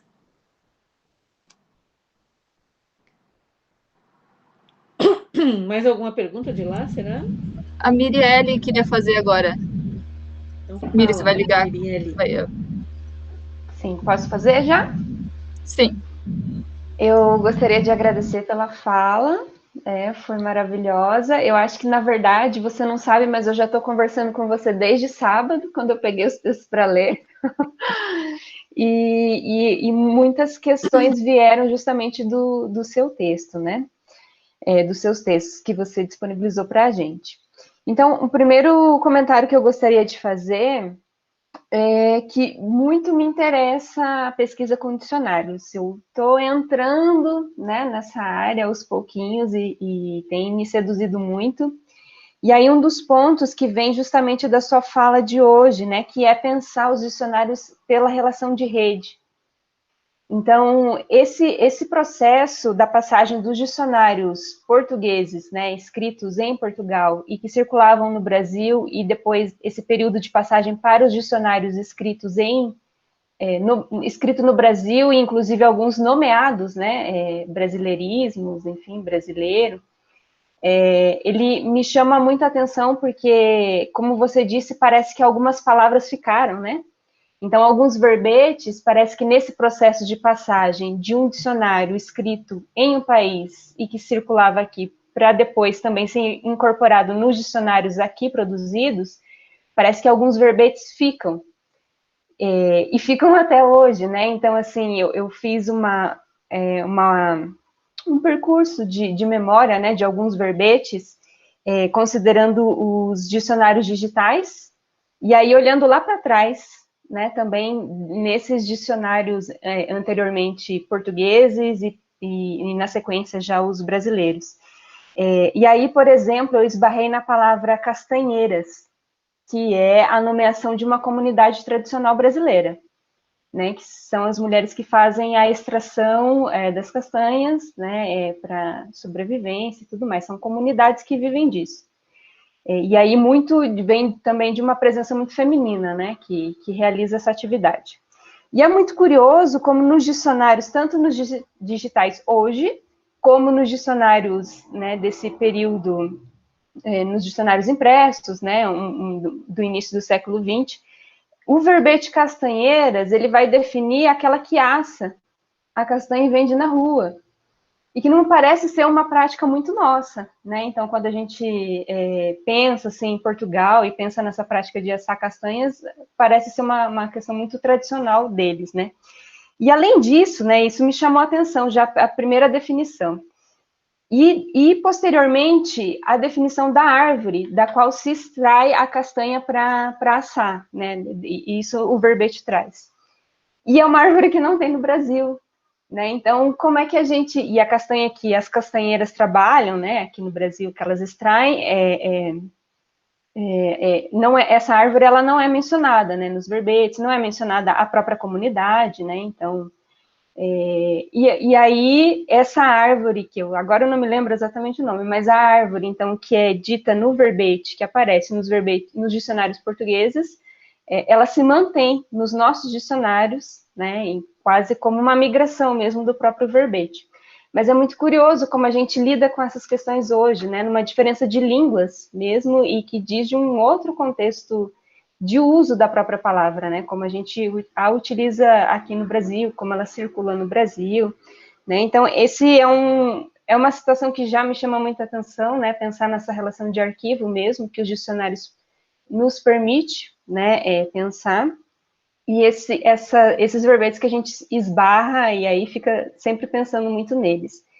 E aí a questão que eu gostaria de te colocar é que veio justamente da própria leitura do seu texto. Então, quando você menciona, né... Um comentário sobre as castanheiras antes, de repente, para não... Claro. É interessante tu ver, então, como é que tem lugar para heterogeneidade. Quer dizer, as palavras são as mesmas. Teoricamente, a língua é uma só, mas não é.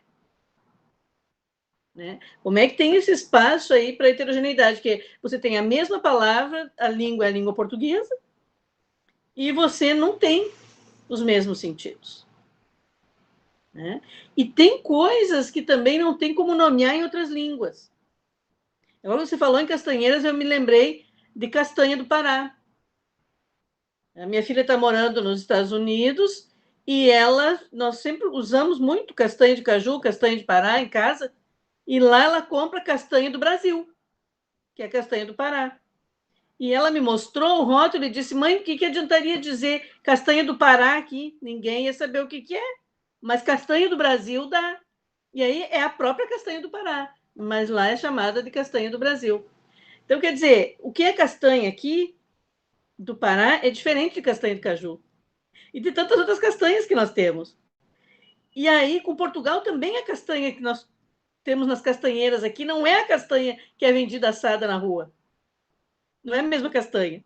Então, quer dizer, é o mesmo e é o diferente. Né? O espaço aí da heterogeneidade. Quer dizer, a riqueza que tem aí nesse arquivo e a discussão que pode ser feita a partir disso para mostrar, né, que essa língua não é una, ela é toda dividida, ela é sempre outra, é muito interessante. Acho que o exemplo que tu trouxe é feliz para a gente pensar nisso, né? Nesse espaço de heterogeneidade. Então, esse dicionário imaginário, onde guarda a certeza, o saber ortográfico, se não tem no dicionário não existe, etc. e tal, esses mitos vão todos por terra.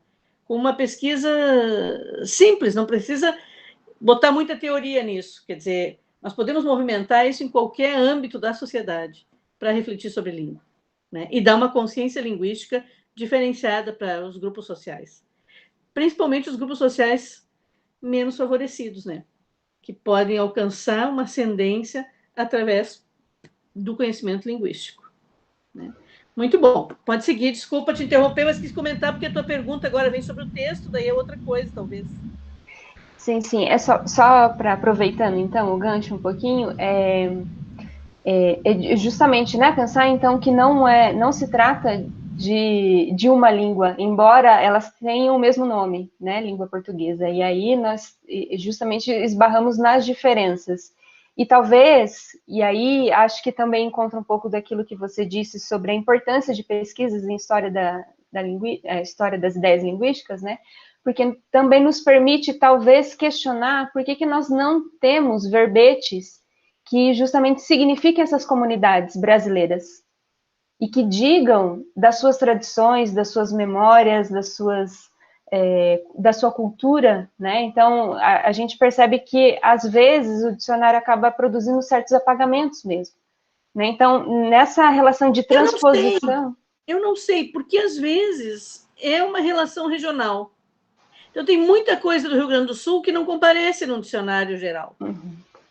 Então, aí, não sei, tu está pensando Castanheiras, eu não fiz um estudo sobre isso, mas se digo assim, por exemplo, tem palavras do Rio Grande do Sul que só funcionam aqui e que não estão lá, mas que estão nos dicionários regionalistas. Então, Castanheiras teria que ver se nos dicionários regionalistas funcionam. Ah, né? Pode ser um lugar interessante para olhar mesmo. Então, isso que eu digo que os outros dicionários também funcionam na gramatização. Não é o seu compromisso fundamental, inicial, principal, essencial, mas funcionam. Né? Como quase que um efeito colateral. Ele vai trabalhando para guardar uma língua regional, mas ele está contribuindo para que a língua continue sendo gramatizada, sempre inserindo novos sentidos, novas palavras, novas coisas.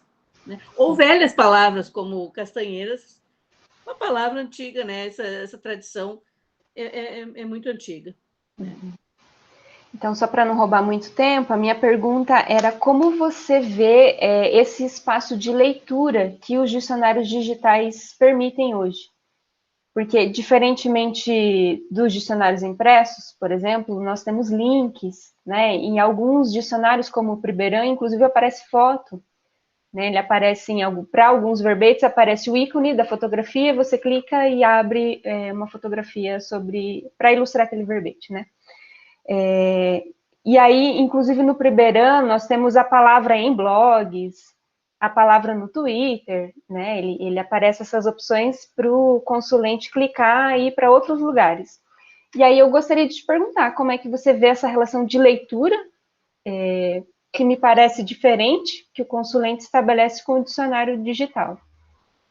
Eu acho que é uma coisa que tem sido discutida pelo pessoal que trabalha com leitura, com conceito de leitura, que é a concepção de leitura está sofrendo alterações.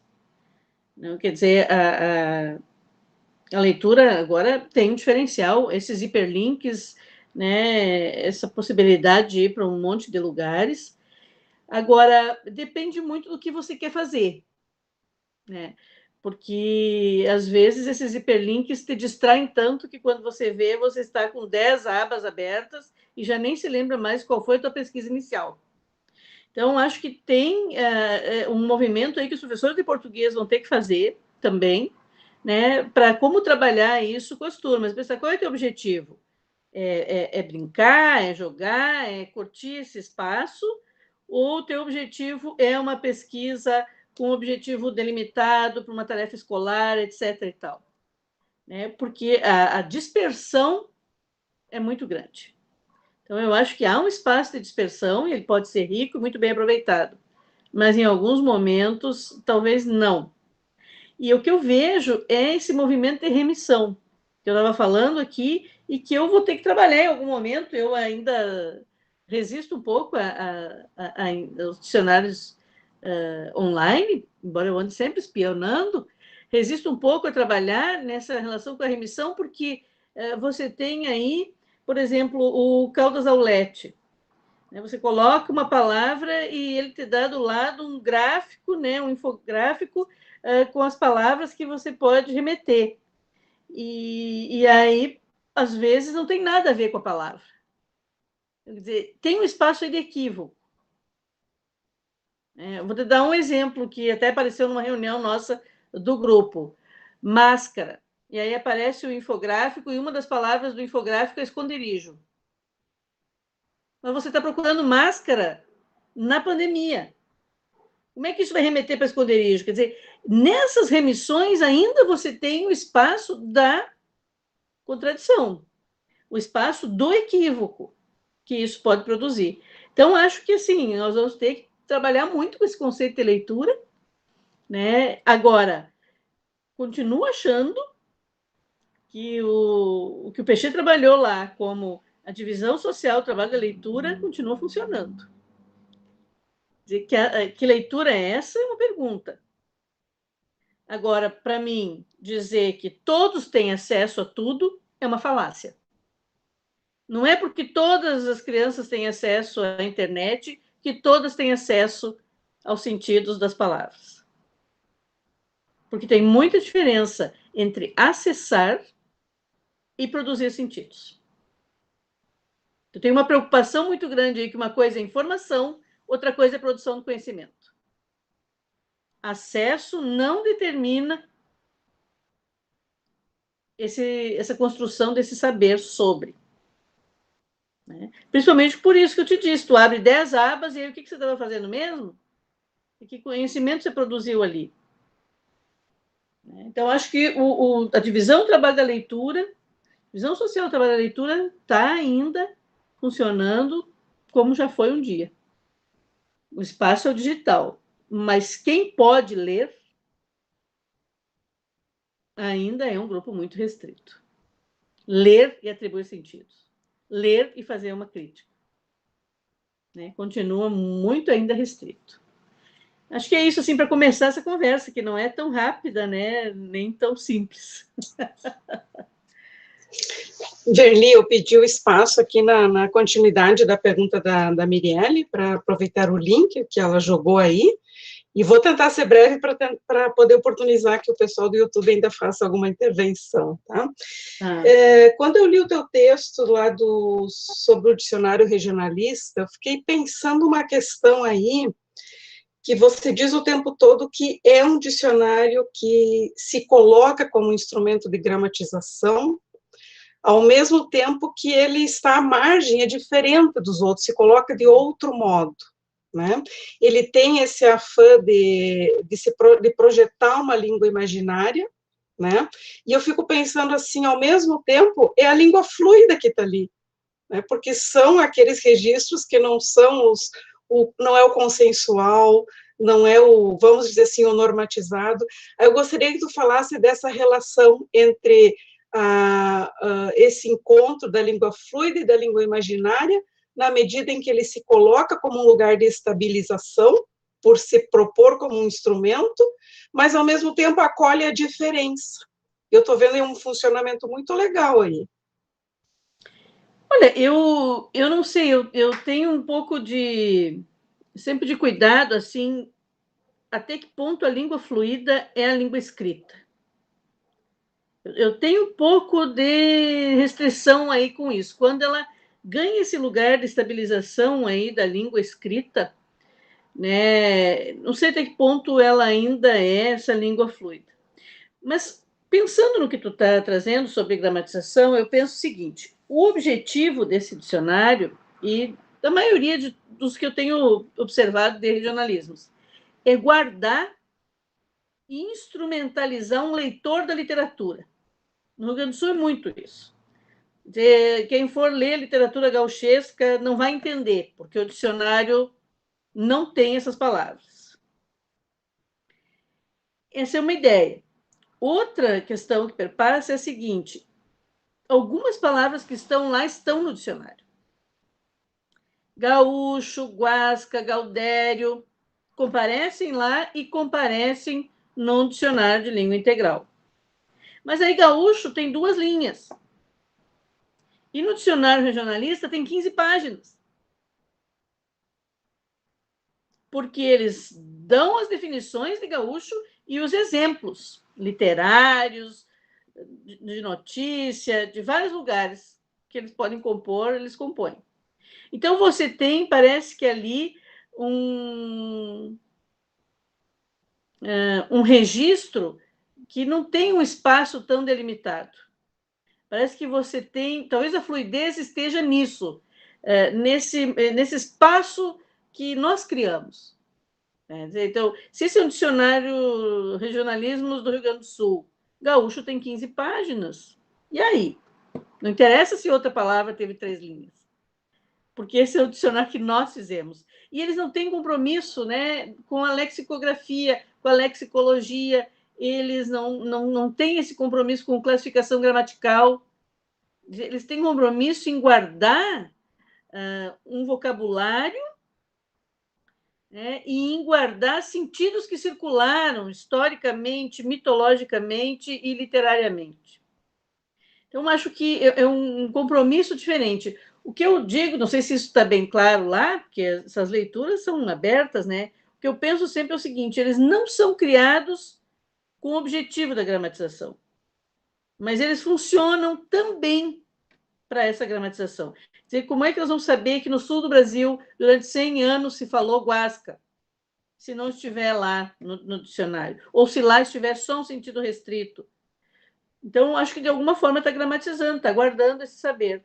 Mas eu acho que eles não têm tanta consciência. Acho que o dicionarista ele é um amante da tradição, um amante dessa cultura diferenciada.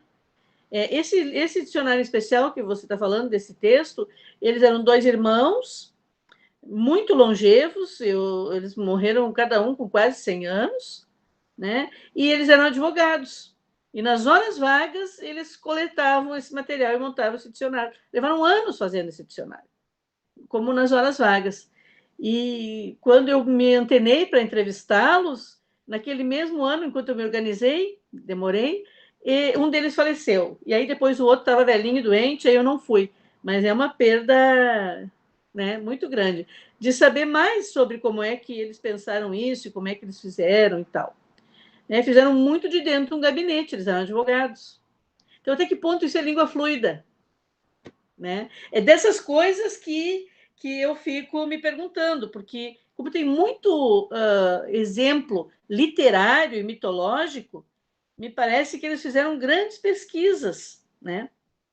E, claro, eles eram naturais, os 2, de São Francisco de Paula, quer dizer, eles tiveram uma infância rural, uma relação com a terra e tal. Mas até que ponto o gaúcho, por exemplo, da campanha, é um gaúcho de São Francisco de Paula, né? Que é um lugar mais serrano. Então, não sei, eu acho que tem aí uma série de questões, né, que se colocam. Mas uma coisa que tem que ficar bem claro é que é sim um trabalho amadorístico, né? Muito amadorístico em relação a todos os outros dicionários que a gente tem acesso e que são feitos por sujeitos lexicógrafos, equipes imensas, né, gente? A gente diz dicionário Aurélio, não foi Aurélio que fez, né, gente? Centenas de pessoas trabalharam nesse Aurélio e seguem trabalhando até hoje, né? E o Caldas Aulete mesmo é um que só participou da letra A, faleceu em seguida, está 100 anos aí nomeando o dicionário. Então, a gente tem uma série de mitos também em torno dos nossos dicionários, né? E que são equipes imensas que trabalham e que fazem. Né? Não sei se eu te respondi, Gesualdo, porque eu também com certeza, com certeza. Obrigada, Verli.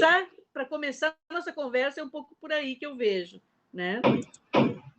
Indo um pouco nessa direção do que a prof perguntou para a professora Verli, eu gostaria de fazer uma pergunta também, e como o nosso tempo já está quase acabando, então será a última pergunta da tarde de hoje, tá? Então, a minha pergunta seria, né? Em um dos seus textos, você fala, estamos falando de dicionário, sem dúvida, estamos falando de instrumento linguístico, mas será que estamos sempre necessariamente falando de gramatização? Então, ao dizer isso, propõe um deslocamento sobre a questão teórica que aponta dicionários e gramáticas como responsáveis pela gramatização.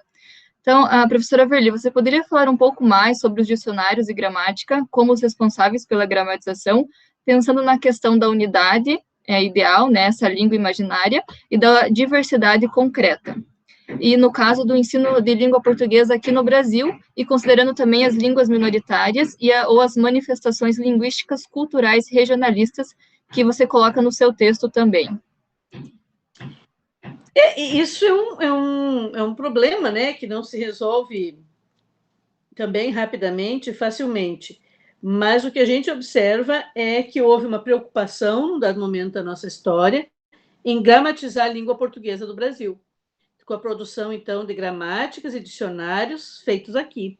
Então, essa própria NGB foi pensada para isso, quer dizer, não pode haver um popurrí de gramáticas, nós temos que ter uma linha que diga a gramática brasileira é assim. Isso vem de tradições muito maiores, né? Desde Port Royal, quando foi pensada uma gramática que seria modelo para o mundo ocidental, e que não deu certo, claro que não, porque cada língua vai ter suas próprias especificidades, embora todas advenham do latim, estou pensando nas línguas latinas, elas vão ter suas especificidades. Então, o Brasil tem uma preocupação política, né, também num período dessa nacionalização, de produzir seus próprios instrumentos linguísticos. E aí, com isso, gramatizar essa língua.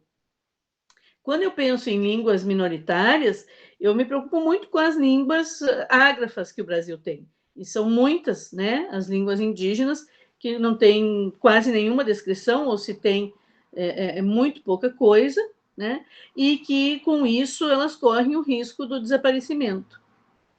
Né? E com essas políticas agora invasivas da Amazônia, nós estamos vivendo isso de uma forma muito mais rápida do que já foi um dia. Então, assim, nós ganhamos uma velocidade monstruosa. E com a questão do coronavírus, então, quando ele adentrar esses espaços, ele vai dizimar populações inteiras, né? Já tem feito estragos bem grandes. Então, acho que é uma preocupação de alguns grupos, né, que estudam línguas indígenas nessa descrição, mas é sempre muito, muito difícil, né? Até pela própria cultura desses grupos, né, que eles vivem. Quando eu penso em regionalismos, Rafaela, eu penso que não há essa projeção. Assim, não há essa tomada de consciência do sujeito, vamos gramatizar a linguagem, né, que é falada no Rio Grande do Sul. Não, vamos guardar, vamos ter uma tradição, vamos fazer isso para que os novos leitores da literatura gauchesca possam acessar esses sentidos, etc. e tal. Agora, nós podemos pensar também, agora abrindo um parênteses aqui, trazendo o trabalho da Vanise Medeiros sobre os glossários, né, no José de Alencar, como aquele período a literatura também funcionava na gramatização. O José de Alencar criou palavras, ele era um grande estudioso, né, do étimo das palavras, e ele trazia, inclusive, a criação de palavras para que elas funcionassem do jeito que ele queria na obra dele. Então, de certa forma, ele também trabalhou para esse nacionalismo linguístico. E isso está guardado lá nas notas de rodapé, notas de fim, nos glossários que o Alencar fez. O trabalho da Vanise é lindíssimo para ver isso. Né? Então, eu poderia afirmar que ele tinha uma certa consciência, muito mais do que um sujeito gaúcho que quer guardar esse vocabulário que chama de dicionário. Né? Não sei, essas línguas regionais, elas não são, os primeiros vocabulários, eles não são do século XX, eles são do século XIX. O professor Coruja fez o primeiro vocabulário do Rio Grande do Sul em 1858 e publicou, né, no Instituto Geográfico Histórico do Rio de Janeiro, naquela época. Então, você tem depois o carioca, você tem o paulista, você tem vários outros que são do século XIX ainda, e que vão funcionar. O Amadeu Amaral, por exemplo, é um grande nome para pensar isso. Né? E você tem uma série de coisas que vão funcionando. Então, lá me parece que tem uma relação mais com gramatização. E depois já é uma coisa mais amadorística que nós temos, né, em termos de Rio Grande do Sul, sobretudo. Mas eu acho que é isso, tentando conversar, né, Rafa? Não tem, assim, todas as respostas para vocês. Ah, sim, com certeza. Não sei se tem perguntas lá no YouTube, gente. Estou aqui olhando, mas não sei. Então, acho que a princípio não. Nós temos ali a professora Nádia Neckel, ela comenta, né, bonito esse gesto da Verli, do seu grupo de pensar o dicionário como lugar de memória, destesia, o poético e o político funcionando nesses espaços. Obrigada, Nádia. Nem sabia que tu estava aí.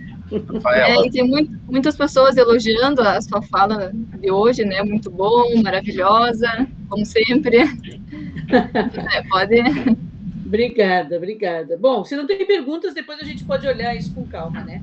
Vai ficar gravado e o chat também fica, né? Isso. Então, nós Gente, gostaríamos isso, de agradecer a sua presença, Verli, o pessoal que está aqui no Meet, também no YouTube. E, como a professora Verli sugeriu, né, podemos marcar, então, um outro encontro para continuarmos as discussões. José, pode ir? Obrigado, professora Verli, pela belíssima apresentação. Estamos todos contentes, satisfeitos. Mais uma vez, é sempre bom te ouvir. E até uma próxima, né? Gente, eu que agradeço a oportunidade de estar com vocês, viu? Obrigado pelas perguntas, pelos comentários. Vão se somando a todas as minhas outras inquietações aqui. A gente sempre aprende muito na interlocução, né? Obrigadão. Verli, é sempre bom te ouvir, né? Isso é uma maravilha, porque não só pelo que tu trazes em termos de conhecimento, mas pelo modo como você traz. Isso é realmente muito encantador. E essa disponibilidade, essa generosidade em já se dispor a continuar conversando com a gente, então, é realmente um presente e, com certeza, nós já aceitamos e pode aguardar o chamado, viu? Não são palavras jogadas ao vento, não. Você vai ser chamada. Está gravado, né, Gesualdo? Está gravado, tem testemunhas. Tá? Testemunhas auditivas e oculares, tá bom? Obrigada ao pessoal do YouTube, o pessoal aqui do Meet, a equipe de apoio aí, as gurias da coordenação do evento, e lembrando, né, que dia 4 de maio nós temos a outra etapa, aí com a professora Dantiele, o professor Alexandre, com outra temática também de interesse das convergências de pesquisa do nosso grupo aqui, tá bom? Muito obrigada, bom restinho de tarde a todos e todas, e continuamos nos vendo e conversando. Gente, obrigadão. Beijo para todos.